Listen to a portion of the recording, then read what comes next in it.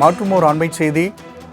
நெல்லையில் கேரள மருத்துவ கழிவுகள் கொட்டப்பட்ட விவகாரத்தில் 2 கைது செய்யப்பட்டுள்ளனர். அண்மை செய்தியாக பார்த்து கொண்டிருக்கின்றோம். மேலும் கூடுதல் விவரம் செய்த அமுல் ஜெய்சிங் வழங்க கேட்கலாம். அமுல் ஜெய்சிங், தற்பொழுது இந்த மருத்துவ கழிவு கொட்டப்பட்ட விவகாரம் தொடர்பாக 2 கைது செய்யப்பட்டுள்ளனர். யார் யார் கைது செய்யப்பட்டுள்ளனர்? கூடுதல் விவரங்களை பதிவு செய்யலாம். நிச்சயமாக ராம்குமார், திருநெல்வேலி மாவட்டத்தில் கேரளாவில் இருந்து கேன்சர் அந்த புற்றுநோய் அந்த மையத்திலிருந்து டன் கணக்கில் குப்பைகள் மற்றும் மருத்துவ கழிவுகள் கொட்டப்பட்ட சம்பவம் நெல்லை மாவட்டத்தில் பெரும் பரபரப்பை ஏற்படுத்தியது. நெல்லை மட்டுமல்லாது தமிழ்நாடு முழுவதும் அந்த தீ பற்றி எரிகிறது. இந்த நிலையில அது மட்டுமல்லாமல் மேலும் ஒரு இடத்திலும் கொண்டாநகரம், அதாவது திருநெல்வேலி பகுதியில் உள்ள கொண்டாநகரம் என்ற இடத்திலும் அந்த பயோமெடிக்கல் வேஸ்ட்களை கேரளா மாநிலத்திலிருந்து கொண்டு வந்து கொட்டியது இன்று அம்பலமாகியது.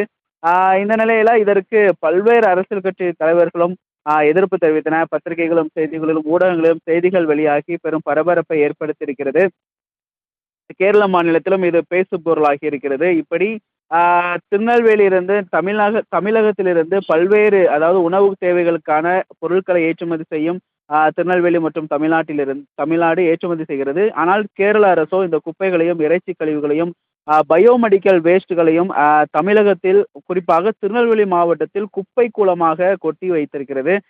இதற்கு பல்வேறு அரசியல் கட்சி தலைவர்கள் மத்தியில் எதிர்ப்பு கிளம்பியது. இந்த நிலையில் திருநெல்வேலி மாவட்டத்தில் கேரளாவிலிருந்து கொண்டு வரப்பட்ட இந்த மருத்துவ கழிவுகளை கொட்டும் விவகாரத்தில் தலைமை ஏஜெண்டாக செயல்பட்ட திருநெல்வேலி மாவட்டம் சுத்தமல்லி பகுதியை சேர்ந்த 51 வயதான மனோகர் என்பவரும் 42 வயதான மாயாண்டி என்பவரும் அதிரடியாக காவல்துறையினர் கைது செய்யப்பட்டிருக்கிறார்கள்.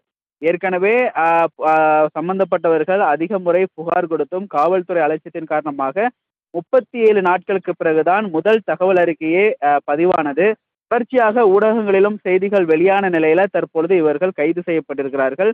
திருநெல்வேலி மாவட்ட காவல் கண்காணிப்பாளர் சிலம்பரசன் தலைமையில தற்போது அவர்களிடத்தில் சுத்தமல்லி காவல் நிலையத்தில் வைத்து தீவிர விசாரணையானது நடைபெற்று வருவதாக காவல்துறை வட்டார தகவல்கள் தெரிவிக்கின்றன. இந்த விசாரணையில் லட்சக்கணக்கில் பணத்தினை வாங்கி கொண்டு கேரளாவிலிருந்து இந்த பகுதியில் கழிவுகளை கொட்டிக் கொள்ளலாம் என இடத்தை தேர்வு செய்து கொடுத்ததும் அம்பலமாகி இருப்பதாக காவல்துறை வட்டாரங்கள் தகவல் தெரிவிக்கின்றன. ஆனால் எதிர்கட்சியினர்களோ இது முக்கியமான இதற்கு மூளையாக இருந்து செயல்பட்டவர்களை விட்டுவிட்டு ஏஜெண்டாக, புரோக்கர்களாக இருந்து செயல்பட்டவர்களை காவல்துறை கைது செய்திருப்பதாகவும் அவர்கள் கருத்து தெரிவிக்கின்றன.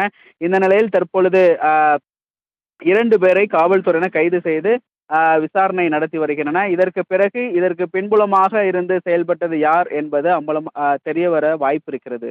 ராம்குமார். அமுல் ஜெய்சிங், தகவலுக்கு நன்றி.